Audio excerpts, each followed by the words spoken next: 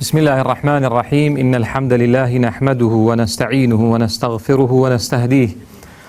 ونعوذ بالله من شرور أنفسنا وسيئات أعمالنا وفتن زماننا. من يهده الله فهو المهتد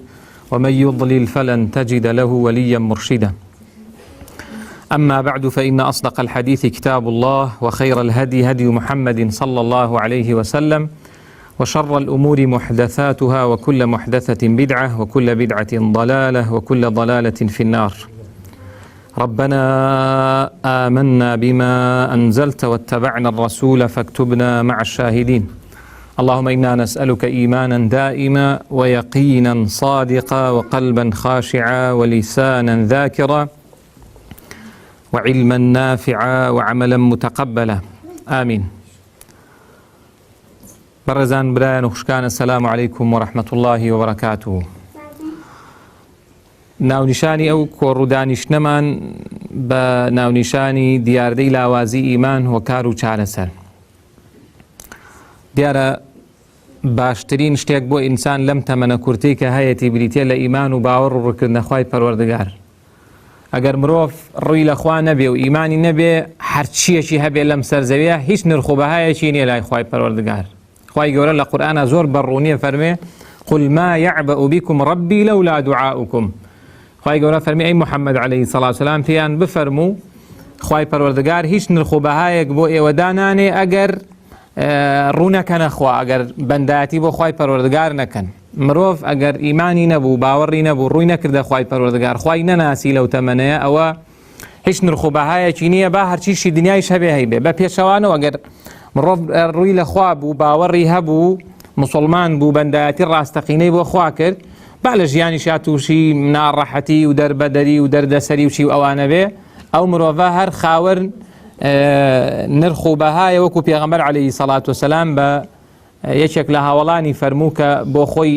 دیمەن و ڕوخساری خۆی پێ جوان نەبوو، وتێتی: یا ڕەسوولەڵڵا، من بێنرخ هەبم ئەگەر لە بازاڕا بمفرۆشی حاڵەتێکی وا. فەرمی: تۆ لە لای خوای پەروەردگار زۆر بەنرخی، مادام بەندەی خوای پەروەردگاری. ئیمان و دینداریش سروشتی وایە، طەبیعەتی وایە، زیاد و کەمەکە. ئەمە شتێکی مجەڕەب و بەڵگەنەویستە کە ئیمان زیادەکە و کەمەکە. یەکێک لەو دیاردانەی کە ڕۆژ بە ڕۆژ لە زیادبوونە لە ناو ئێمەی موسڵمان، دیاردەی لاوازی ئیمانە. هەستەکە زۆر جار مرۆڤێک هەستەکە ئیمانی لاواز بووە، دیاردە و هۆکارەکان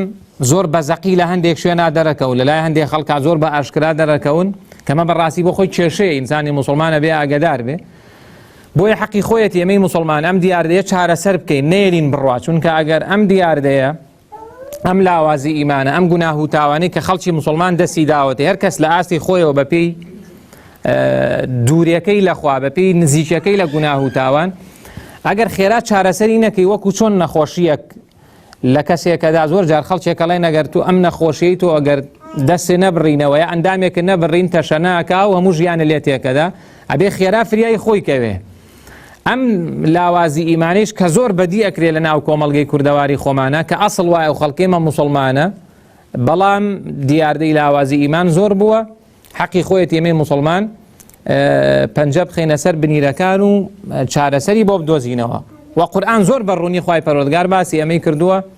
هەردوو دیوەکەی، هەم ئەو ڕێگایانەی کە ئینسانە با بەرەو خراپە و هەڵدێر، و ئەوانیشی کە چارەسەرن و مایی بەختەوەرەی ئینسانن. دیاردە و هۆکارەکانی لاوازی ئیمان زۆرن. ئەگەر باسی هەندێکیان بکەین، گرنگترینیان لە بەدیوە سەلبیەکەیە. یەکەم هۆکار و دیاردە لە هۆکارەکانی لاوازی ئیمان و بۆ بە دیاردەیش بریتە لە جەهل و نەزانین، دوورکەوتنەوە لە زانست و زانیاری. هەمومان نەزانین کە یەکەم ئاەتی قورئان کە خوای پەروەردگار نازڵی کردو بۆ ئێمە بریتە لە بخوێنە: ئیقرأ بسم ربک الذی خلق. هەر کاتێک موسڵمانان بە درێژایی مێژوو، ئەگەر تەماشای مێژوویکە، هەر کاتێک موسڵمانان لە خوێندن و خوێنەواری نزیک بوو بێتن، قازاجیان کردووە، بەختەوەر بوون، ئیمانیان دامەزراو بووە، خاوەن کۆمەڵگەیەک و حەزارەتێکی بەهێز بە پێچەوانەوە. بە ئەندازەی دوورکەوتنەوەمان لە خوێندن و خوێنەواری ئینسان بەدبەختە بێ. لە قورئانە خوای پەروەردگار زۆرێک لە گوناهە گەورەکان لەگەڵ جەهلا ڕەبتەکە خوای گەورە. بۆ نمونە لە سورەتی زومەر خوای پەروەردگار فەرمێ: قل أفغير الله تأمروني أعبد أيها الجاهلون. شرك و جەهل خوای پەروەردگار ڕەبتیانەکا بەیەکەوە. لەو شوێنەیە کە شرک هەیە هاوڵدانان هەیە بۆ خوا هۆکارەکەی چیە؟ جەهل. یعنی ئەو کەسە کە زانست و زانیاری پێ نییە بۆیە شەریک بۆ خوای پەروەردگار بڕیارەدا. ئەجینا علمی پێبێ خوا بناسێ ڕوو بکاتە خوا ئەوە بڕیار نادات. پێغەمبەر لوط عەلەیه السەلام کە نەسیحەت و ئامۆژگاری گەلەکەی کە تاوانێکی زۆر ناشرین و قێزەونیان کردووە ڕەبتی تاوانەکەی ئەوان لەگەڵ جەهلە. بەل ئەنتم قەوم تەجهەلون، پێیان ئەڵێ ئێوە کە ئەم کارەکەن ئێوە جاهیل و نەزانن، هەڵگری سیفەتی جەهلن بۆیە ئێوە ئەم تاوانە ئەنجامەن. خوای پەروەردگار لە سوورەتی ئەحزابە کە باسی شێوازی هاتنەدەری خوشکان و ئافرەتانەکات ئیماندارانەکە، ئەگەر ئافرەت کە دێتە دەر لە ماڵ بە شێوەی شەرعینەیە بە شێوەی ناشەرعی بێتە دەر لە جەهلەوەیەتی ئەم هەموو دیاردەی لەگەڵ ڕێزمە ئەم هەموو دیاردەی ئەوەی پێوترێ قورئان ناویناوە تەبەڕوج دەرخستنی جوانی ئافرەت، ئەو هەموو دیاردە کە ئەبینی یعنی ئەبینی زۆر بێباکانە ئافرەتێک زۆر طەبیعی دێتە دەر جاری وا هەیە هەزار کەسەی بینێ لە هەندێک شوێنی گشتی و ئەوانەیە زۆر طەبیعیە لای خوای پەروەردگار لە قورئانە ڕەبتی ئەم تاوانە لەگەڵ جەهلە ئەکا ولا تەبەڕەجنە تەبەڕوج الجاهلیەتی الأولى، کەواتە هەموو گوناهێکە ئینسانێکە هۆکارەکەی جەهل و نەزانینە. جایا جەهل و نەزانینە هەر بە ئەسڵی گوناهەکە، یعنی هەر نازانێت کە ئەمە گوناهە کە ئەوەیان عقوبەکەی کەمترە، یا ئەزانێ و بەڵام ئامادەیە گوناهەکە هەر ئەنجام بدات. شێخ الئیسلام ئەفەرمێ ئیبن تەیمیە ڕەحمەتی خوای لێبێ ئەفەرمێ جەهل بەپێی دەقی قورئان و سونەت جەهل بە دووش دەڵێن، یا کەسێک شتێک نازانێ ئەمە کە نەزانێ و نەزانینەکەیشی بەبێ پاساو یعنی بڵین پاساوی شەرعی هەیە و عوزرێکی بۆ دانن ئەوەی لە شەرع پێوترێ العوذر بالجهل، عوزرێکی هەیە کەسەکە ئەمە تاوانەکەی کەمترە، بەڵام هەندێک جار کەسێک ئەزانێ و تاوانەکە، یعنی سەخۆ لە وڵاتی ئێمەیە ئەو خەڵکەی گوناه و تاوانەکە ئەی بینی بەم ڕۆژگارە گوناه ئەکرێ، ئایا نازانین گوناهە؟ چەند موسڵمانمان هەیە شەو نییە تەماشای بۆ نمونە ڕەگەزی بەرامبەر نەکات تر هەر کامێکیان بێ، یعنی ئێمە زۆر موسڵمانمان هەیە نوێژی بەیانی بە جەماعەت نافەوتێ بە ساڵیش، بەڵام زۆر طەبیعی لەلای ئەوا دانیشە تەماشای فیلمێک بکا کە ئافرەتی سەرڕوت و مڕوت و ئەوانەی دیابێ، ئەمە لە هیچ دینێکا جایز و ڕەوایە شتیوە. یعنی جاری وایە هەندێک خەڵکی خۆمان هەر فێر بووە ئەمە بۆ خۆی نەکبەتیە بەڕاستی ڕوتێک ئەڵێ هەواڵە با بخۆ کە هەواڵەخنێتەوە معنای وانی حەڵاڵە تۆ دانیشی ئاوە تەماشایکەین. لەم ڕۆژانەیە برایەکم بینی لە شوێنێک لە دوکانەکەی خۆیان کە ئەزام نوێژی جەماعەتی نافەوتێ زۆر بەیانیانیشدا ئەنیشێ تاوەکو دەرچوونی خۆر و ئەوانە ئەو زکر و عیبادەتە کە زۆر گەورەیە، بەڵام ئاوا دانیشتە بوو چاوی بڕۆ بە چاوی ئەو ئافرەتەی کە هەواڵی خوێندووە هەموو سەر و مل و ئەوانەی ڕوود بوو. باش ئەمە لە تەورات و ئینجیل شاخوار ڕێگەی نەداوە ئینسان ئاوا دانیشێ بە ئارەزوی خۆی تەماشای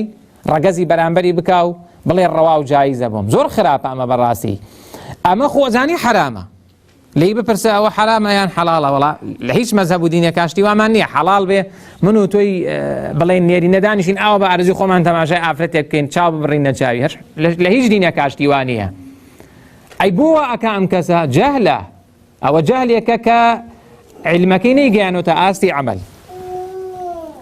کەواتە وەکاری یەکەم بریتێ لە جەهل و نەزانین و دوورکەوتنەوە لە زانست و زانیاری. بەداخەوەتر ئەوە ئێمە ئەوانەی کە خوێنەوارن و لە ناوەندەکانی خوێندنان ئاگایشمان لە ناوەندەکانی خوێندنە چی بەسەراتوە بە قوتابخانە و بە زانکۆ بەوانەوە کە هەر زۆر وێران بووە بەڕاستی، یعنی ئاسی خوێندن و خوێنەواری خەڵک زۆر لاواز بووە. ئەوە یەکێکە لە هۆکارە گەورەکان بۆ ئەوەی کە ئاسی ئیمانیش تەواو دائەبەزێ. کەسێکە ئەگەر ئاەت و حەدیث لە دڵیا بێ و لی تێبگا و ماناکەی بزانێ حتمەن کەمتر گوناهەکە. کەسی ئاگای زانست و زانیاری هەبێ ژیان نامەی پیاوچاچێ ژنچاچێکی خوێندن بێتەوە ئاوا ئامادە نییە شەوان دانیشێ سەعاتێک و دوو سەعات تەماشای مسەلسەل و زنجیرە دۆبلاژ کراوەکان کات، چونکە ئەزانێت کە ئەمە لە دینەکەیە ڕێگە پێدراو نییە و خوای پەروەردگاریش مرۆڤی بۆ ئەوە دروست نەکردووە. هۆکار و دیاردەی دووەم بریتێ لە بێئاگایی و کوشتنی کاتەکان بە شتی زۆر بێنرخ. مرۆڤ بەڕێزە لە لای خوای پەروەردگار، ڕێزی ئێمەش کاتێکە کە بزانین ئەو کاتانە چۆن بەسەرەبەی. ئەگەر ئاوامان لێ بێ ئەم جیلەی کە ئێستا بەڕێوەیە و پێ ئەگا و ئەو براوشکە بەڕێزانەمان لە ناوەندی و ئامادەی و ئەو جیلەی کە پێ ئەگەن ئەوەی کە نرخینێ لەلایەن کات ئێستا ئەمانەی تریش خەریکەوامان لێ بێ خەڵکەکەی تریش خەریکەوای لێ بێ خەڵکیشی خوێنەواروانە ئەوەی کە نرخینێ لە لای بریتێ لە کات. یعنی چەندمان هەیە منداڵەکانمان باڵغ بوون ئێتر کەوتت باڵغ بوون ئەمە حیسابی جیاوازە لەگەڵ مناڵەکە کەسێک کە بوو بە باڵغ ئەمە لە شەرع پێڵێن مکەلەف یعنی ئێتر ئەمە جێی ڕێزە خوای پەروەردگار دواندن و خیتابی خۆی ڕوەکاتە ئەم مرۆڤ کە باڵغ بوو خوای پەروەردگار زۆر ڕێزی لێگرێ بەڵام ئەم مرۆڤە جاری وای هەر نازانێت خوای پەروەردگار بۆچی دروستی کردنەوە 5 سەعات دانیشێ بە دیارە و ئەنتەرنێت و ئایپاد و تەلەڤیزۆن وشتەوە زۆر تەبیعیە لە لای بەڵام بڵێ هەفتەی یەک شەوێک دەرسمان هەیە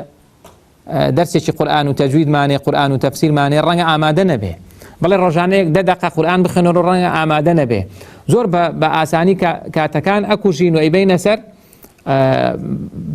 زۆر بە خێراییش ئەڕوا کاتەکان بەڵام ئینسان جاری وایە لە هەفتەیەک تەماشاکە کە نزیکەی 170 سەعاتە هەفتەیەک ڕەنگە سەعاتێکی نەبێ کاری باشتیا کرد ئەگەر فەرزەکانی لێ دەرکە یعنی سەعاتێکی نییە بەڵام چەند سەعاتی هەیە لە شتێکا بردوێتە سەر کە هیچ سوودێکی نییە بۆی چی سوودێکەیە لەوەی کە برایەک خوشکێک 2 سەعات 3 سەعات تەماشای تەلەڤیزۆنیا فەیسبووکە هەر شتێکی ترەکە چ قازانجێکی دەستکەوت چ بەرژەوەندیەک ئەگەر جوولەکە کە عاقڵن بۆ ئیش و کاری خۆیان ئەگەر عەقلیان هەبێ هەر ماڵە موسڵمانێک ئایفۆن 7 ئێستا دەرچوو ئەخیریان ئایفۆن 7 وانە ئەگەر عەقلی هەبێ هەموو ماڵێکی موسڵمان چەند ئایفۆن 7 بۆ نێرێ جیهازێکی ئەنتەرنێتشی بۆ نێرێ خەڵاتی شێداتێڵێ بۆ خۆت خەریکی ئەنتەرنێت زۆر قازانجێتی ئەمە زۆر قازانجێتی من و تۆی موسڵمان بین ژیانمان بریتی بێ بەسەر بندریکە لەگەڵ ئەنتەرنێت ئەگەر ئەنتەرنێت بۆ بێ ئینسان سوودی زانستی ئەوانەی لێوەرگرێ زۆر باشە بەڵام بەداخەوە یعنی زۆر جاروای لە تۆ خەڵکێکی زۆر دوور لە علم خەریک ئەنتەرنێت تۆ چی ئیشێکت بەم ئەنتەرنێت هەیە ئەوە نیشانەی ئەوەیە کە ئەم کەسە ئیمانی زۆر لاواز بووە عادەتەن هەروە بۆ لە کوردەواری ئەمە ئەو کەسانی کە ماندوو بوون کریەکاریان کردو لە بەیانی تا ئێوارە کە نوێژی عیشایان کردو یەکسەر خەوتون تەواو پێی نەماوە ماندوو بۆوانە ئێستا کرێکارە قوربە سەرەکانمان ئەوانەی کە لە بەیانی و تا ئێوارە لە دوکان و لە کرێکارین و ئیشی قورسەکەن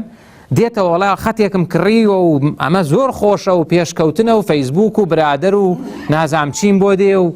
ئێبا چی قازانجێکت کرد لەمەیە غەیری زەرەر یعنی لەبەرەوە یعنی ئەوە دیاردەیەکی زۆر زەقە لە ناو موسڵمانانە کوشتنی کات بە شتێک کە هیچ سوودێکی نییە خۆ ئینسانی ژیر و عاقڵە بێ بپرسێ لە خۆی هەمومان کە ئەچینەوە بەردەست خوای پەروەردگار هەمومان ئەچینە بەردەست خوای پەروەردگار یەکێ لە پرسیارەکان کە خوا لە من و تۆ و لە هەموو کەسێکێکە کاتەکانە بەچی بەسەر برد ئەو تەمەن و عمرەی کە هاتە بەچی بەسەر بردووە و ناکری ئینسان بێ بڵێ خوایە من هەموو شەوێ 3 سەعات سەیری فەیسبووک مەکرد ئەی قورئان وڵا ڕەمەزانی لێ بترازایەتر قورئان ختم کردن و خوێندنەوەی قورئان وانە نەما ئەو نیشانەی ئەوەیە کە ئەوەی مان چۆن لاواز نابێ ئەو کاتە ئەو مرۆڤەیش وەکو ئەو ئالەت و ئامێرەی لێ دێ نرخی مرۆڤ لەوەیە کە خاوەن ئیمان بێ و خاوەن عەقڵ و ژیریش بێ ئەم شاشەیە هەردوو شتەکە ئینسان نایڵێ ژیری و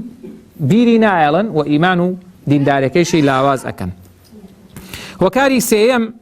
و دیاردە و هۆکار طبعا من دیاردە هۆکارەکانم تێکەڵاو کرد لە هەندێک کتێبا جیاوازن بەڵام زۆر نزیکن لێ سێیەم هۆکار لە هۆکارەکانی لاوازی ئیمانیا وەکو دیاردە بریتێ لە جوان ئەنجام نەدانی عیبادەتەکان و سزبوون تێیدا یعنی زۆر براوخشکمانێ لێ وڵای من چەند بەیانیانیش خەبەرم نابێتەوە بۆ نوێژ جاری وایە گەڕەکێک 50 ماڵی هەیە بۆ مزگەوتێک ئەم 50 ماڵە لای کەمی 50 کەسی تیان نوێژی بەیانی فەرزە لەسەری چەند کەسەچێ بۆ مزگەوت لەو گەڕەکەیە ئەوە بۆ نوێژەکانی تریش هەروە بۆ عیبادەتەکانی تریش هەروە بۆ هەندێک عیبادەت کە خەڵک گورجوگۆڵە نا بۆ باقیەکەی ئەگەر کەسێک گورجوگۆڵ بوو بۆ عیبادەتەوە نیشانەی ئیمانیە پێغەمبەری خوا عەلەیهی سەڵات و سەلام فەرمی ئیذا ڕەئەیتم الرەجل یعتاد المەساجد ئەو المەسجد فاشهدوا له بالإیمان ئەگەر کەسێکتان بینی زۆر گورجوگۆڵ بوو بۆ مزگەوت ئەچوو و لە پەیامی مزگەوتیش حاڵێ بوو چونکە زۆر کەسمانەیە بەداخەوە دێ بۆ مزگەوت بەڵام لە پەیامی مزگەوت حاڵی نەبووە لە پەیامی نوێژ حاڵی نەبووە ئەگەر کەسێکتان بینی هاتوچۆی مزگەوتێک کرد سەردانی مزگەوتێک کرد ئەوە شایەتی ئیمانی بۆ بدەن بە پێچەوانەوە ئەگەر من و تۆ نەمانتوانین عیبادەتەکان بە تایبەتی فەرزەکان یعنی ئەگەر موسڵمانێک 5 بەیانی و 6 بەیانی لەسەر یەک نوێژێکی بەیانی لە جێی خۆیان بۆ نەکرا نوێژێکی خەوتنانی لە جێی خۆیان بۆ نەکرا نوێژێکی سونەتی بۆ نەکرا مانگێ جارە نێتوانی شەوێ شەو نوێژ بکە ئەوە ئەبێ بزانێ خەلەلەیە لە ئیمانەکە خەلەلەیە لە گەورەترین شتی ژیانە چونکە لای ئەمەی موسڵمان بە نرخترین شت ئیمانە وەکو ئاماژەم پێکرد کە خەلەل هەبوو لەم ئیمانە تا ئەبێ غەمی خۆت بخۆی ها ئێستا ئەگەر بە ڕێزێک دوور بێ لە ئێمە ئەگەر کەسێک لە ئێمە پێی بڵێن ئەوە فەحسە بۆ کراو نەخۆشی سەرەتان تێتر ژیانی لێت یەکەچی ئەم کەسە تەواوێتر ئەوە نەخۆشی قورسەکەیەتی و چی ئەوانە هەر زۆر بێتاقەتە بێ چونکە هەستەکە ئێتر ئەوە تەواو ژیانی لە مەترسیایە بەڵام ئەمەی کە کەسێک بە ئاشکرا تاوانێکی گەورە ئەنجامەدا، تاوانی گەورە دووشتە، یان وازهێنان لە فەرزێک یا کردنی حرامێک بە ئاشکرا، ئەمە زۆر لەو سەرەتانە خراپترە بۆ دینداری، بۆ ژیانی ئینسان. ئەکرێ ئەو سەرەتانە زۆر جار ببێتە مای خێر بۆ کەسە، خوای گەورە بۆ ئەو سەرەتانە و لەو عەبدەی خۆشە بێ. عەبدێک تاوانی زۆرە و چاکەیشی کەمە و موسڵمانە، بەم سەرەتانە خوای پەروەردگار ڕەنگە بیبا بۆ بەهەشت، هیچ کێشەیەکی بۆ نابێت، سەبری هەیە و لەسەری و هیچ ناشکرێکی خوای پەروەردگار ناکە، خوای گەورەی با بۆ بەهەشت. بەڵام ئەمە کە ساغی و نوێژی بەیانی ناکەی و عیبادەتەکان ناکەی و سسی لە عیبادەتەکانە، شەوگارێکی دوور و درێژ. برا خوشکە بەڕێزەکان، ئەزانن لە قورئانە خوای پەروەردگار وەزیفەی ئەم شەوگارە دوور و درێژیشی بۆ من و تۆ دەست نیشان کرد، ئێمە پێی نازانین. خوای گەورە لە قورئانە فەرمێتی ومن الليل فاسجد له وسبحه ليلا طويلا. ئێستا شەوگار زۆر درێژە، سەعات حەوت ئێمە لە هەموو شتێکی عیبادەت بووینەتەوە، یەک عیبادەتی فەرز نەما وایە. لە زۆر ماڵی موسڵمان پرسە سەعات چەندە خەوی، ئەڵێ بەخوا یەک 12، ئەگەر بڵێ 11 خۆم هەندێک لە هەندێک شوێن گاڵتەی پێکەن. سەعات 11 بخەوی ئەزانین چەند سەعاتت لە شەوا هەیە، 4 سەعات. ئەو عیبادەتی کە خوای گەورە بە من و تۆ فەرمێ ومن الليل فاسجد له 11 ڕکات نوێژە، 11 ڕکات نوێژ پێغەمبەر عەلەیهی سەڵات وسەلام لەگەڵ خوێندنی بەعزی قورئان وانەیە 11 ڕکات نوێژ زۆر لەسەر خۆت بکە بە شوێنەی ڕکوع و سوجودێکی جوان بەرە. ئەگەر قورئان نەزانی هەر ڕکاتێ لاپەڕێ قورئانیش بخوێنە ناشێتە سەعاتی. ئەی چەند ئەم 4-5 سەعاتەی تر خۆ بێ لە خۆت بسی ئینسان بەچی بەسەری. ئەم شەوگار درێژی کە هەیە بە تایبەتی ئەم وەرزەی کە ئێستا ئێمەی تێدان، شەوگار زۆر درێژە. قورئانە فەرمێ فاسجد له وسبحه ليلا طويلا. بەڵام بەداخەوە ئێمە واین چەند سوجدە بۆ خوای پەروەردگارە بین. دیاردەی چوارەم لە دیاردەکانی لاوازی ئیمان کە زۆر ئەمە زۆر بە ئاشکرا ئەکرێت کە ئەمە زۆر کێشەیە، کردنی گوناه بە ئاشکرا. یعنی کەسێک بە ئاشکرا گوناه بکە، باوەڕتان بێ من گەنجم لە ناو مزگەوتە ئەو مۆبایلەی پێ بۆ تەماشای شتی خراپی کردووە، کەواتر ئەو پەڕێتی، یعنی ئەو پەڕی حیساب نەکردنە بۆ خوار. ئەوەی کە خوای گەورە لە قورئانە فەرمێ فما أصبرهم على النار. خوای گەورە کە باسی ئەو کەسانەیە کە گوناه بە ئاشکراکەن، خوا فەرمێمانە دیارە زۆر بە سەبرن لەسەر ئاگر، زۆر جەریئن بۆ ئاگر، زۆر جەریئن بۆ شکاندنی سونیرە. چۆن ئینسان جورئەتەکە لە ناو مزگەوت تا تاوان بکە، هەرچەندەوە ئەو تاوانێکە ناخۆ خەڵکی تریشمانێ لە مزگەوتەکە غیبەتی مامۆستا کاوانیە. لەم شوانەیە من لە مزگەوت نوێژمە کرد، مامۆستا تاخیر بخۆ، مامۆسایش بەشەرە و ئەرچی کۆمەڵایەتی هەیە و ئەچێ بۆ سەردان و یەکسەر دوو نوێژ خوێن کردیانە غیبەت مامۆستا. باشە غیبەت تاوانێکی زۆر گەورەیە، زۆر خراپە. چۆن لە ناو مزگەوت جورئەتەکەی غیبەت بکەی؟ کەسێکیش کە خزمەتەکە، خزمەتی دین و ژینتەکە، کە ئەسڵ وایە مامۆسایانی ئاینی بەو شێوازە بن. جا کردنی گوناه بە ئاشکرا زۆر خراپە، یعنی زۆر خراپە کەسێک جورئەتی ئەوە کە کەناڵێکی فەزایی ڕسمێگرێ و دێ بە ئاشکرا گۆرانی بۆ خەڵکەڵێ. کچیشە جاری وایە وانە؟ جاری وایە بینی ئافرەتێک ئەمە جورئەتی ئەوە بکات کە بە ئاشکرا گوناه بکە، ئەمە زۆر خراپە. یا ئەبینی کەسێک زۆر بە ئاشکرا کە ئێستا لە کۆمەڵگەیەمە کەسێنە پێینەوترا بێت جگەرە حرامە، کەسێکی موسڵمان و نوێژخۆن زۆر بە ئاشکرا قوم لەو جگەرەی ئەدا. با ئەو بەڕێزانە جۆگرن بۆ ئەم فەرمودەی پێغەمبەر عەلەیهی سەڵات وسەلام. پێغەمبەری خوا عەلەیهی سەڵات وسەلام فەرمێ كل أمتي معافى إلا المجاهرين. ئەفەرمێ خوای گەورە لە هەموو ئومەتی من خۆشە بێ، یعنی ئەوەی کە موسڵمانە و شایەتومانی هێناوە و موحیدە و ئیمانی هەیە با تاوانی شێ بێ، خوای گەورە هەر لێ خۆشە بێ، درەنگ بێیازوو إلا المجاهرين. بەس ئەوانەی بە ئاشکرا گوناهەکەن خوا لێیان خۆش نابێ. چەند کەسێ بە ئاشکرا ئێستا مۆبایلەکەی ڕسمی ڕووتی تایە لەوە سەیرتر. یعنی من فەیسبوک و ئەو شتانم نییە، ئەوە ڕەنگە لە هەندێک شوێن عیبیش بێ کە کەسێک بڵێ فەیسبوکم نییە، بەڵام لای من عیب نییە. بەس لەو ڕۆژانەیە ئەو ڤایبەر ئەوانەتان کە زۆربەتان ڕەنگە شارەزابن، زۆر کەس لە خەتی ڤایبەرەکەی ڕسمی داناوە. باوەڕتان بێ خەڵکی ئالی مزگەوت ڕسمی خۆی و خێزانی خسۆتە سەر ڤایبەرەکەی، کە ڕقەمی لای چەند کەسێ بە تەماشای کە خێزانیشی جوان میکیاجێکی کردو تەماشای کردو. ئەوە مجاهرینە، ئەوە كل أمتي معافى إلا المخوای گەورە چۆن لەوە خۆشە بێ، یعنی بە ئاشکرا. ئەوە کەسێکی تر قوتابی زانکۆیە، دایک و باوکی ئاهلی مزگەوتن، خۆشی ئاهلی مزگەوتە، لەسەر فەیسبوکەکەی ڕسمی کوڕ و کچێکی داناوە، کوڕەکە کچەکە ماچەکە. ئەوە مجاهرینەوە زۆر نەکبەتیە، ئەمە زۆر کێشەیە ڕووی تێکردوین. یعنی تۆ وەرە دایک و باوکێکی موسڵمان، خۆت ئاهلی جومعە و جەماعەت قورئان خوێن، لە حیزبێکی ئیسلامی بی، لە ناو موسڵمانان نابی، لە کوڕ و جەمعێکی موسڵمان، ئەوە فەیسبوکەکەت، ئەوە ڤایبەرەکەت ڕسمی کوڕێک ماچی کچێکەکە و کۆمەڵە قسێکی لە ژێریان نووسی و ئەوانە. ئەوە ئینە من المجاهرینە. ئافرەتێکی موسڵمان یا ماڵێکی موسڵمان، خێزانێکی موسڵمان، کچەکەی باڵغ بوو لە ئامادەی ئەخوێنێ و لە زانکۆ و ئەوانەیە، دایک و باوکی موسڵمان پانتۆڵیان بۆ کڕیوە، بڕۆ لە هەر چوار مەذهبەکە ئێمە غەیری چوار مەذهبەکە مەذهبی تریشمان هەن وانە بڕۆ لە غەیری چوار مەذهبەکە بڕۆ لە زەیدی بپرسە لە شیعە بپرسە لە هیچ دینێکە حەڵاڵە ئافرەت کە دێتە دەر بە پانتۆڵە بێتە دەر لە هیچ دینێکە حەڵاڵ نییە بەوە نەسی لەسەرە ئەوەی باوەڕی بە ڕەسوڵ الله عەلەیهی سەڵات وسەلام مەزانێ لە ئیمان ئێمە ئافرەتە بۆ بەم جلانەوە دێتە دەر ئەوە نیشانەی ئێوە گەیشتوتە لوتکەی گوناه لوتکەی لاوازی ئیمانە ئەمە گەیشتوتە حاڵەتێ پێغەمبەر صلی الله علیه و سلم فەرمێ خوا لەمە خۆش نابێ اینجا هەیە شانازیشی پێوەکە یعنی سەجاری وایە بڕۆ لە ناو بازار و فەرمانگەوانە بپرسە خەڵک دێ باسی چیەکە بۆ یڵێ ئەمشەو فلیمەکەت بینی ئەوانە ئەڵێن لە بەعزێک شوێنە باسی ئەوەی شەکەنانە مامۆستای ئاینی جێتی ئەمشەو بینیتان فلیمەکە چی کرد لە وتاری جومعە یعنی بۆ خۆی سەیری فلیمەکەی کردووە ئەمە زۆر کێشەیە تۆ بیت لە تەماشای فلیمێکی حرام بکەی ئەم جاربی باسیشی بکەی ئەمە پێغەمبەر صلی الله علیه و سلم فەرمێ كل أمتي معافى إلا المجاهرين خوا لە هەموو ئومەتەکەی من خۆشە بێ ئەوەی کە مسلمان و موحیدە ئیلا ئەوانەی بە ئاشکرا گوناهەکەن چەند مانوامان لێ هاتووە ئەمە زۆر خراپە ئەمە گەیشتۆتە ئاستێکی زۆر خراپ ئەم جار تووڕە نەبوون لە ئاستی گوناهە یعنی زۆرمان لە ماڵەوە دانوشتوین کوڕەکەمان کچەکەمان قسەتێ سێ شتێکی زۆر ناشەرعی یا لێ معلومە کوڕەکەت کچەکەت فەیسبووکەکەی شتی خراپی تایە مۆبایلەکەی شتی خراپی تایە بێدەنجی لە ئاسیالە کورە چی لێکەم وەڵای مامۆستا عالەم هەموو وای لێ هاتوو خۆ دەسەڵات نییە ترەوە بۆ بە ڕۆژگارەوە زۆر خراپە کەسێک ئیمانەکەی بگاتە ئاستێک منکەر بە بەرچاوی ئەکرێ و هیچ قسەیەک ناکە ئەوە بۆ خۆی دانیشتۆ لە پەنایە چەند گوناه ئەکرێ و چەند گوناه تەماشا ئەکرێ و هەر زۆر بێدەنگیشە لێی زۆر خراپە بەڕێزانن پێغەمبەری خوا عەلەیهی سەڵات وسەلام نەیەشتووە لە ماڵیشیان مناڵیش حرام ئەنجام بە نەیوتۆ ئەمە مناڵت خوا لێی گەڕێن و تەکلیف توێت ئێمە فێرە بێ ئەها حەسەن دەنکە خوڕمایە کەڵەگرێ هین چییە دەنکە خوڕماکەی بەیت المالە پێغەمبەر صلی الله علیه و سلم کا بەدەستیا لێسەنە ئەڵێ حەڵاڵ نییە بۆ ئال و بەیتی پێغەمبەر عەلەیهی سەڵات وسەلام یەکسەر پیفڕێ ئەبێ من و تویش ئاوابین مناڵەکەت کە تەماشای فلیمێکی خراپەکان ناگرێت تویش بێی لەگەڵا دانیشە و تووشی زۆر کێشابی جا پێغەمبەری خوا عەلەیهی سەڵات وسەلام باسی ئەم ڕۆژگارەمان بۆ کە عومەری کوڕی خەتاب دوای وەفاتی پێغەمبەر عەلەیهی سەڵات وسەلام ڕۆژێک لەگەڵ هاوڵانە دانیشتە بوو فەرمووی چه حەدیثێکمان بۆ جێڕێتەوە دەربارەی ڕۆژگاری خراپ فیتەن حذەیفە فەرمووی من فرمودەیەکم لایە پێغەمبەر عەلەیهی سەڵات وسەلام فەرمووی تعرض الفتن على القلوب كالحصير عودا عودا پێغەمبەر صلی الله علیه و سلم فەرمووی خراپە و گوناه و تاوان ڕوو ئەکاتە مسلمانان طبعا خراپە یەکسەر ڕووکاتە دڵ شوێنی چاکە و خراپەیشە ئەفەرمێ وەکو حەسیر چۆن ڕوو ئەکاتە ئینسان چۆن کەسێک کە حەسیر دروستەکە تەڵتەڵ دروستەکان تەڵتەڵە حەسیر ئەوە عودەن عودەنە فەرمێ ئاوە هەتاوەکو حەسیرەکەی تەواو دروستە بێ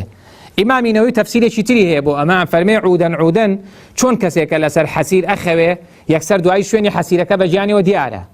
حەسیر کە لەسەری ڕائەکشەی شوێنەکەی بە گیانتەوە دیارە فەرمێ تاوانەکان فیتەن ئاوا بە ئینسانەوە دیارە کە تاوانی کردووە خراپەکان جا پێغەمبەری خوا عەلەیهی سەڵات وسەلام فەرمووی فەئەیو قەلب ئوشریبەها نوکتت فیه نوکتەة سەودا ئەمە ئەم ڕۆژگارەیە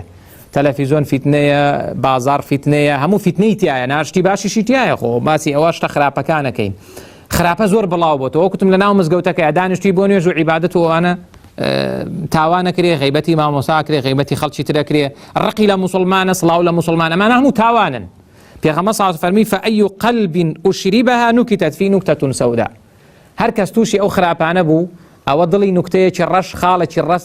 لەسەر دڵی ئەنووسرێ وأي قلب أنكرها نكتت فيه نكتة بيضاء هر دليشيش بقجي قناها بشيتو إنكار لزمان يعني بقجاتشونوا أنكرها يعني بقجي بشيتو نيلي أو قناها أنجام دري منو توي مسلمان نايلين أو قناها لمال ما أنا أنجام دري هر أبي كنالك إيش بصريتو كازانيم كنالشتي خراب بخشكا نكر بلي سيري ناكم أبي أو كنالانيشي كشتي حرام بخشكا لمالتا النبي چونك هرچي بي إنسان شەیتان وازی لێنانە جا پێغەمبەر صلی الله علیه و سلم فەرمووی کەسێک بەگژیا چۆیەوە ئەوە دڵی سپی و خاوێ نەبێتەوە ئەفەرمێ ئەمەی ڕەشەکە وەکو چی لێدێ کەلکوزی مجەخیەن ئەفەرمێ وەکو گۆزەی سەربەرەو خواری لێدێ ئاوا گۆزەیە کە ئاوای لێ بکەی ئیمامی نوێ فەرمێ گۆزە کە ئاوا بێت چەنی ئاەتێکەکەی هەر دێتە خوار دڵێکیش کە زۆر گوناهی کرد چەندێ قسەی بۆکەی چەندێ ئاەتی بۆ خوێنیتەوە چەندێ حەدیثی بۆ خوێنیتەوە ئەم دڵە هیچ کاریگەریەکی لەسەر دروست نابێ بۆ ئەمە ئەوەندە گوناهی کردووە دڵی ڕەش بۆتەوە زۆر جار من و تۆی مسلمان ئەبینین ئەو برایی لە مزگەوت لەگەڵمانایە ئەو خوشکەی کە ئەهلی دینە کچی مامە حاجێ کچی مامە شێخە ئەبینی تاوانێکی زۆر گەورەکە لێت پێت سەیرە ئەڵێی باشە ئەوە بۆ باش ئەمە قسە خێرا ئەدرێ بە گوێی خەڵک، ئەمە کەناڵە هەیە، ئەمە دەنگا هەیە، ئەمە سایتە باشە هەیە، بۆ خەڵک کاریگەری. ئەمە ئەو دڵەیە کە پێغەمبەر صلی الله علیه و سلم فەرمی ئەوەندەی گوناه کردووە وەکو گۆزەیەک چۆن ئاوای لێ بکەیت، چەنی ئاوی تێکەی سوودی نییە. ئەم قسەی خێر و خوێندنەوەی قورئان و فەرمایشتی پێغەمبەر عەلەیهی السەڵاتو وەسەلام قسەی خێرە. دڵێک کە ئاوای لێهاتە بێ نایگرێ، بێ دڵەکە وەکو خۆی مابێتەوە گۆزەکە، ئەمجار ئاوەگرێ و سوودی لێ وەرەگرێ. هۆکاری پێنجەم، هۆکار و دیاردەی پێنجەم بریتێ لە خۆشویستنی دنیا و ڕۆچوون لە مەلەزات و خۆشیەکانی دنیا و ئیسرافکردن لە خواردن و خواردنەوە بەرگ و لیباس و ئەم جار دواتش چلوچی و ڕەزیلی. ئەمە بەڕاستی کارێکی خراپە، چونکە زاناکان و تویانە دووشت دینی ئینسان تێکەدا. یەکێکیان بریتێ لە شەهەوات، لەزەتەکان، ئارەزۆکان، ئەوەی کە خوای پەروەردگار بە سروش مرۆڤی وا دروست کردووە حەزی لە کۆمەڵێک شتە ئەبێ هەوڵدات ئەو شتانە بە حەڵاڵ ئەنجامبانەوە لە ڕێگەی حرامەوە. و بەشی دومیشیان بریتێ لە شوبهات. شوبهات گومانە. ئێستا کە ئەوە دواتریش ئاماژەی پێیەکەم، هەندێک کەناڵ شەهەوات پەخشەکە، ئەو کەناڵانی کە من و تۆ تەمەنمان بۆی سەرفەکەین شەهەوات پەخشەکە، مەسەلەن شتی دوو لە ڕووی جەنابتان، شتی ڕوت پیشانەدا، فلیمی خراپ پیشانەدا، قسەی خراپ پیشانەدا، شتی خراپەڵێ کە ئەمە بەشێکە لە شەهەوات. هەندێک لە کەناڵ ئیشیان بریتێ لە شوبهات و ڕوژاندنی گومان، دێ لەبەرەوەی لەم کاتەیە کە خەڵک لە ڕۆچووە لە قەیرانە، خەڵک وەزعی زۆر خراپە، وەزعی دارایی خەڵک زۆر خراپە، خەڵک حاڵەتمان زۆر خراپە، ئەو لە بریەوە بێت چارەسەرێک بۆ ئەم کێشەیە بکە. ئەو خوای گەورە بۆ لە قورئانە باسی کەنیزەکە، ڕەنگە بەرنامەکەشی ناو نابێ ناوێکی زلوانە دێ ڕەخنە لە ئاەتە گرێ. ئەمە کە من و تۆ دانیشین و علمیشمان پێ نییە و لە شەرعەکەی خۆشمان تێنەگەیشتون وەکو پێویست، ئەمە زەرەرەدا لە دینەکەمان. جا ئەمە خاڵی پێنجەم قسەمان لەگەڵ شەهەواتەکەیە. پێغەمبەر صلی الله علیه و سلم بە هاوڵانی فەرمووی ئیاکە والتەنەعم، نەکەی لەو تەمەنە کورتەی ژیان تا هەموو ڕابواردن و مەلەزەتەکانت بەسەر بەری. جیاوازیەکی من و تۆی موسڵمان لەگەڵ خەڵکی بێباوەڕا ئەوەیە، خەڵکی بێباوەڕ هەرچی لەزەتیە لە دنیاە تەواوێکە، بەڵام من و تۆی موسڵمان نابێ ئاوها بین. خوای گەورە لە قورئانە فەرمێ ئەذهبتم طیباتکم فی حیاتکم الدنیا، لە ڕۆژی دوایە کە خەڵکی خراپ ئەچێتە دۆزەخەوە، خوای گەورە فەرمێ ئێوە خۆشیەکانتان لە دنیاە برد. یعنی کەسێک کە ئامادە بۆ چاوی حەزی لە هەرچێ بۆ کردوێتی و ورجی حەزی لە هەرچێ بۆ کردوێتی و گوێی حەزی لە هەرچێ بۆ گوێی لێگرتووە و جرفانی حرامی تێکردووە لەزەتەکان، ئەمە هەمووی برد لە ڕۆژی قیامەتە خۆشی بۆ نامێنێتەوە. بۆیە پێغەمبەری خوا عەلەیهی سەڵات وسەلام فەرمی فەئین عیباد الله لەیسوا بالمتەنعمین، بەندەکانی خوا نایەن ڕۆچن لە ناز و نیعمەتە خۆشەکانە. طبعا خوای پەروەردگار دنیای دروست کردووە بۆ ئەوەی کە من و تۆ لەم دنیای ڕابێرین، چێژ وەرگرین، بەڵام لە ئاستی حەڵاڵە و بە پێی پێویست. لە پێویست دەرچووە کارێکی خراپە. من لە ماڵی موسڵمانە بینیومە یەک ئافرەتی تیا بۆ ماڵە موسڵمانێک 20 پێڵاوی تیا بووە، 20 پێڵاوی ئافرەتان لە یەک ماڵێکە. ئەوە حەڵاڵە شەرعیە بۆی؟ نا، ئەوەیە کە خوای گەورە فەرمێوە کول وەشڕبوا ولا تسریفوا، ئەوەش ئەو قەیرانەی بۆ دروست کردین کە ئێمە پێشتر ئاوا بووین. خەڵکێک کە پارەی زۆر هاتۆتە باخەڵی و زۆریش پێوەی ماندوونە بۆ مەعاشێکی زۆری دراوەتێ، لە یەکگەڵگەن یەکەم تەعینا ملیۆنێکی پێدراوە، چۆتە بازار، کوڕێکی برادرم دوکانی پێڵاوی ماوەسا خەڵکی وا بوات 5 جووت پێڵاوی بەیەکەوە کڕی هەر بۆ خۆیشی. ئەخەمە بۆ موسڵمان ڕەوانیە. ئەمە کەی دروستە؟ ئینسان بەم شێوازە لە حەڵاڵیشە ئەمە دروست نیە، ئەم ئیسرافە. بەڵێ کام شتە جوانە بۆ خۆت بیپۆشە لە بەریکە چێژی لێ وەرگرە، بەڵام لە سنووری خۆیە. ئەگەر ئینسان زۆر زیاد ڕەوی کرد ئەو کاتە وردە وردە ئیمانەکەی بەرەو لاوازبوونەچی، ئەوەندە دڵی لای ئەوە بێ، دڵی لای ئیمان و باوەڕەکەی نابێ. دیاردە و هۆکاری شەشەم سوک تەماشاکردنی موسڵمانە، یان کافرکردنیانە، یان دژایەتیکردنیانە، یان دڵخۆشبوونەوەی کە موسڵمانان لاواز بن، دەنجی کەم بێنن، کورسیەکانیان کەم بێتەوە. ئەمە کارێکی زۆر خراپە. براوشکە موسڵمانەکان، با من و تۆ وا خۆمان ڕابێنین، ڕقمان لە هیچ موسڵمانێ نەبێ. دوعای خێریش بکە بڵێ خوایە ئەو دڵم ڕقیتیان نەبێ بەرامبەر بە هیچ موسڵمانێ. ئەکرێ من و تۆ ڕقمان لە کەسێک بێ زۆر لە لای خوا لە ئێمە بەڕێستن و چاکتر بێ. بۆ ئەم ڕقە یعنی کارێکی خراپە. بۆیە پێغەمبەری خوا عەلەیهی سەڵات وسەلام فەرموویەتی ئەوە خراپترین شتە ئینسان موسڵمانی پێ سووک بێ. ئەوەندەی گوناه بەسە ئینسان مسلمانێکی پێ سووک بێ. هەیە بەس خۆی پێ مسلمانە، تەکفیری بەرامبەرەکە، تەبدیعێکە، تەفسیقێکە، لە بازنەی ئیسلامی باتە دەرەڵێ ئەوە هیچ نازانێ، ئەوە مسلمان نیە، ئەوە ئەهلی بیدعە، ئەوە نازام خن. بۆ ئەم کارانە بۆ شتی باش بۆ یەکتر نێنینەوە. یعنی بۆ مەسەلە لە بری ئەوە گومانێکی باش بۆ یەکتر نەبێنەوە، بەڕاستی کارێکی خراپە. ئەم جار بگاتە ئاسیە کە تۆ دژایەتی مسلمانان بکەیت و تەکفیریان کەیت و خوێنیان بە حەڵال بزانێ ئەمە زۆر خراپە. ئەمە ئیمان تەواو لاوازەکە. ڕەنگە هەندێک جار بچێ بۆ خانەی شتی تریش بۆ ئینسانی مسلمانە بێ زۆر ئاگدار بێ.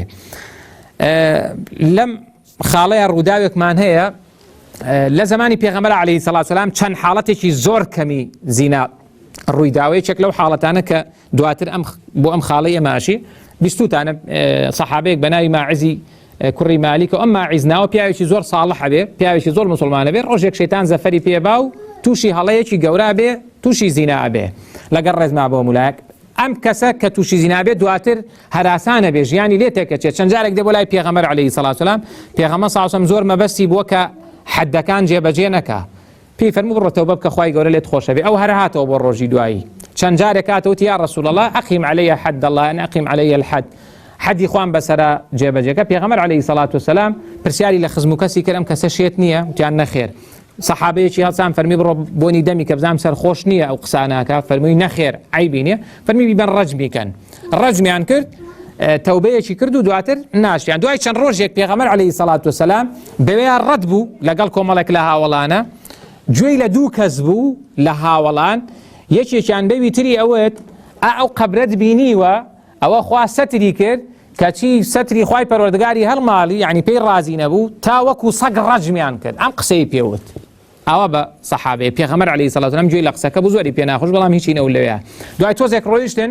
گەیشتن بە کەلاچێکی گوێدرێژێکی تۆپی و بۆ نێ هات. پێغەمبەر سەڵات وسەلام فەرمی کوا فڵان و فڵان، ئەو دوو کەسەی کە ئەو قسەیەیان وت بە مسلمانەکە.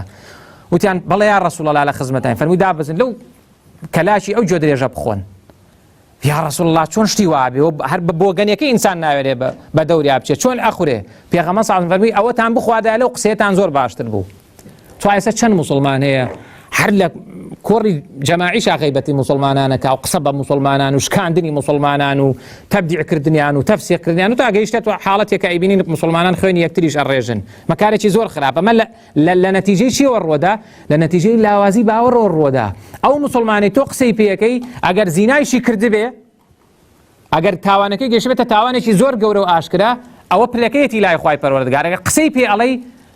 کەلاچێکی تۆپی و بخۆی، ئەوە زۆر باشترە بۆت بەوەی کە قساڵێ. بێ چەندمان هەبێ ئیمانەکەی ئاوا لاواز بوو بێ بە ئارەزوی خۆی قسە بە مسلمانانە، لە کارێکی زۆر خراپە. خەم نەخواردن لە کاروباری مسلمانان زۆر خراپە، زۆر خراپە. کەسێک هیچ خەمی کاروباری مسلمانانی نییە، هەر نازانێت چی ئەگوزارێ لە عالەمی ئیسلامیە، دنیا چی بەسەر دێ، مسلمانان چیان بەسەر دێ، وەزعی مسلمانان چییە، جوولەکە و غەرب و ئەوانە چی بە مسلمانانەکەن، ڕەنگە هەر ئاگای لە هیچ نەبێ. کارێکی زۆر خراپە. پیغمبر خو علیه الصلاة والسلام لفرمودەی صحیح فرمی إن المؤمن من أهل الإيمان بمنزلة الرأس من الجسد. أفرمي باوردار بو باوردارانی تر وەکو سەر وایە بۆ لاشە. يعلم المؤمن لأهل الإيمان كما يعلم الجسد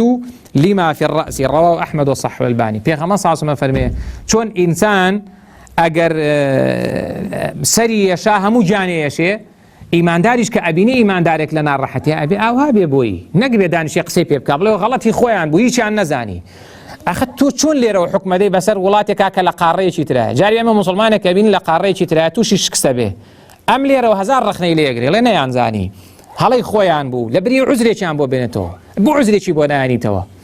لەبڕ عوزر هێنانەوە زۆر زەرورە، ئەوەی کە ئیمانداری باش بێ هەمیشە عوزر بۆ بەرامبەرێنێتەوە. بەڵام ئەوەی کە منافق بێ وەکو زاناکان فەرمیانە عوزر و مەزر نازانێ، یەکسەر ئەڵێ ئەوە منافقە، ئەوە کافر بوو، ئەوە لە بازنەی ئیسلام چوێ دەر، ئەوە حیزبایەتی ئەکا، ئەوە ئاهلی بیدعە، ئەوە نازامچی، بە ئارەزووی خۆی بەڕاست و چەپە. ئەوە زۆر زۆر خراپە، زەرێری زۆرە بۆ دنیا و قیامەتی ئینسان. وەکاری حەوتەم لە وەکارەکانی لاوازبوونی ئیمان و دیاردە زۆر مناقەشە و دەمەدەمەی نازانستی و بێمانایە. ئەمە کە ئێستا بووە بە بەشێک لە بەرنامەکان، زۆرێک لە کەناڵەکان ئەو دیوی دووەمی هەیە و ئەو نازانم ئیتیجای معاکسی هەیە و ئەبینی ئەم حیوارە یەک سەعاتەکرێ، ئەمە دوو کەس داوەت کراون وایە کەسێکیش پێشکەشێکە، ئەم دوانەیەکیان لە یەکتری حاڵی نەبوون، هیچیشان نەیانتوانی قەناعەت بەرامبەر بەوەی تر بکەن، هیچیشان نەیانتوانی فکرەکە بکەن. ئەوەیشی پێشکەشکاری بەرنامەکەیە لە 190 هەدەفی ئەوەی لە ئیسلامدا کە ئەوەی قسێ باشکە، ئەگەر گریمانەمە لە تەڕەفە باشەکە بێ و بێ دیفاع لە ئیسلامکە، جارێ ئەو نایە لێو زۆر قسە بکاوانە خۆی کۆمەڵێک شتی بۆ دۆزێتەوە. جارێ زۆربەی مامۆستایان و ئەهلی عیلمی کوردستان لەگەڵ ئەوەیان مامۆستایانی ئاینی تا بۆیان نەکردن نەچن بۆ بەرنامەیە، ئەو جۆرە بەرنامانە ئینسان نابێ بچێت کە توش ئەبێ حەدی خۆی بزانێت لە هەرچی کتێب و لە هەرچی دینە هەیە ئادابی حیوار چۆن واکرێ سەعاتێک خەڵکێکشم دوای سەعاتێک من و تۆی سەیرەکەن دوای هیچ کەسیش نەگەیشتە نەتیجە ئەو خۆی نەگەیشتۆ نەتیجە ئەمێش ناگەین ئەم دەمەدەمەیە زۆر خراپە مناقەشەیەکێکە لەوە کارانەی دڵەمرێنێ ئەگەر هەر کەسێکمان ئالوودەی ئەو جۆرە بەرنامەین جاری وایڵێن وڵای فڵان کە زۆر ئازا بوو جاری وایە کەسێکی موسڵمان کە چۆتە ئەوێ خاوەن ئەدەبە یەک ئەدەبیە هەموو قسەیەک ناکە بۆیە زۆر ئازانیە چونکە ئەمیان تەڕەفی ئەملاکە گوێی لە دین و حەڵاڵ و حەرام نییە ئەدەب و شتڕە چاو ناکە لە مزگەوت تا پەروەردە نەبووە لە ئایەت و حەدیث نازانێ بە ئارەزووی خۆی قسەکە ئەمیش کە ئاهلی دین و ئەوەیە خاوەن ئەدەبە ناتوانێت هەموو قسەیە بکە خەڵکە لێ وڵا ئەوە هیچی پێ نەبوو هیچی نەزانی دوایی ئەم ناتوانێت هەموو قسەیە بکە لەسەر یەکەوێ بەڵام ئەم بە ئارەزووی خۆی قسەی خۆیەکە چونکە ئەمێشە کوردەواری لە داشی سوارە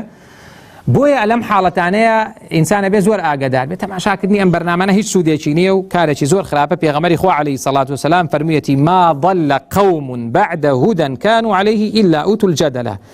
ئەفەرمێ هەر گومڕاییەک ڕووەکاتە خەڵکێکە پێشتر گومڕانەبوون ئیلا بۆ هەی دەمەدەمێ و جیدال و مناقەشەیەکی نازانستی مناقەشەی علمی دروستە ڕەوایە ڕێگە پێدراوە بەڵام ئەمی کە ئاکرێ کارێکی خراپە دیاردەی هەشتم بریتە لەوەی کە خەڵکێک زۆر قەنەعەتی بە عەقڵی خۆی بێ پشت بە عەقڵی خۆی ئەبەستێ و ئامادەیە بە عەقڵی خۆی و عەقڵی چەند کەسێکیش کە تەقلیدێکا وەکو تووتی لەگەڵ ئەوە ئەیڵێتەوە ئامادەی ڕەتی ئایەت و حەدیث بداتەوە و هەندێک جار ڕەنگە بگاتە ئەوەی کە بچێ بۆ بوخاری و هەندێک جار چێ بۆ قورئانیش ئەمە زۆر خراپە کابرامان زۆر باس کردووە یعنی کابرا جاری وایە بۆ خۆی نوێژی بەیانیان ناکا مانگێک جارێکیش ڕەنگە زۆر ملتەزیمیش نەبێ ئامادە نیە سونەتێکی پێغەمبەر عەلەیهی سەڵات وسەلام جێبەجێکە بە ئارەزوی خۆی بەڕاست و چەپار ڕەخ ناگرێ لەوە عەقڵ نایگرێ و ئەوە نازانم لەگەڵ مەنتیقا ناگونجێ ئەوە چی و ئەو کارێکی خراپە دیاردەی نوێم و کۆتایی ئەوەیە کە ئینسان قسەی زۆرە بەڵام کردەوەی کەمە بە پێچەوانەی سەحابە و سەردەمی زێڕین و ئیمانداری ڕاستەقین و ئینسان نابێ قسەی زۆر بێ قسەی زۆر زل و گەورە بێ بەڵام کردەوەی دیار نەبێ نە ئینسان نەبێ کردەوەی زۆر بێ قسەیشی کەم بێ یعنی ناکرێ ئینسان ئەوە جیاوازیەک لە نێوان ئیماندار و دووڕۆکانە ئەوەیە قسەی کۆتاییم ئەوەیە کە بە هەموو ئەم حاڵەتانیش کە هەیە ئەمانی کە باسم کرد دیاردن هەن کەم و زۆر لە من و تۆی موسڵمانە هەیە بۆ خۆمان هەستەکەین بەوەی کە ئیمانمان لاواز بۆ بەڵام مانای وانە دەرگادا خرابێ پێغەمبەری خوا عەلەیهی سەڵات وسەلام فەرمێ ئین الإیمان لەیەخلق فی جوف أحدکم کەما یەخلق الثوب ئەفەرمێ ئیمان و باوەڕ لە ناخی دڵتانە لاواز و کۆن ئەبێ وەکو چۆن پۆشاک کۆن ئەبێ جاری وایە کەسێک 4-5 ساڵ بەر لێسە پۆشاکێکی کڕێتە نایکاتە بەری تەواو پێغەمبەر سازمە فەرمێ ئاوا چۆن پۆشاکەکانتان کۆن ئەبن ئیمان ئاوا کۆن ئەبێ فەسئەلوا الله ئەن یوجەدیدە الإیمان فی قلوبکم داوا بکەن لەخوا کەخوا ئیمان لە دڵتانە نوێ کاتەوە کەواتە ئیمان نوێکردنەوەی هەیە تازەکردنەوەی هەیە بەشێک لە ئیشی سەحابە ڕۆژانە ئیشیان ئەوە بووە كوتوانا تعالوا نجلس نؤمن ساعة أما عمر كري خطاب واي فرمو ابن مسعود واي فرمو أبو درداء زور لو خنوارانا واين فرموها فرميانا بين ورن با إيمان ما نيوكينوا نيوكرنوا إيمان شتي زورة بس هربا كورتي چەند خاڵێک ئاماژە پێ بکەم کاتەکەیشمان بەرەوەچێ علم و زانست و زانیاری خوێندن و خوێندنەوە بە تایبەتی قورئان و سنت و حەدیث و ئەوانە زۆر بخوێندنەوە زۆر گرنگە ذکر و یادی خوای پەروەردگار کردنی کردەوە چاکەکان پەلەکردن تێیدا و کردەوەیکی چاکت لە دەست و بیجێڕەوە پێغەمبەر صلی الله علیه و سلم نوێژێکی سنەتی پێش نێڕەی فەوتا بەوەی سەرقاڵی و دوای عەسر گێڕایەوە ئەمجار برادەری چاک لەگەڵ موسڵمانە بوون دوور نەکەوتنەوە لە موسڵمانان وەلا بۆ موسڵمانان بەڕا بۆ کوفر و بۆ باوەڕان موسڵمانانت خۆش بێ با گوناهیشیان هەبێ و لەگەڵ موسڵمانانە بە زۆر غەڵەتە ئینسان دوور کەوێتەوە لە جەمع و کۆڕی موسڵمانان بە پاساوی ئەوەی ئەم جەماعەتە غەڵەتیان هەیە باجۆ بۆ ئیمامی عەلی بگرین ئێمە ناڵین سەلەفی ساڵح ئیمامی عەلی چی ئەفەرمێ ئەفەرمێ کەدر الجەماعەتی خەیر من صەفاء الفەرد ئەفەرمێ جەماعەتێک کە لێڵی تایە هەندێک شی غەڵەتی تایە شتی خراپ ئەبینی لەو جەمعەیە ئەوە زۆر باشترە لەو ئیشوکاری خۆت بە تەنیایکەی ئێمە زۆر خەڵکی چاکمان هەیە زۆر خەڵکی موسڵمانمان هەیە دوور کەوتۆتەوە لە جەمع و جەماعەت بە پاساوێک کوتێتی بەخوا ئەمە شتیان غەڵەتە وشی ئەوانە ئیمامی عەلی فەرمێ ئەم غەڵەتەی ئەو مادام جەمعن هێز و قوتێکیان هەیە حیسابیان بۆ ئەکرێ وەکەوترێ ڕقەمن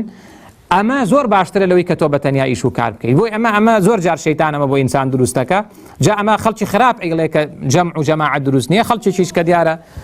بە هەڵەتیە گەیشتن لە هەندێک فتوا و لە حەدیث و ئەوانە ئەجینا ئینسان تا لەگەڵ موسڵمانانە بێ باشترە من و تۆی موسڵمان کە ئێستا لێرە کۆبووینەتەوە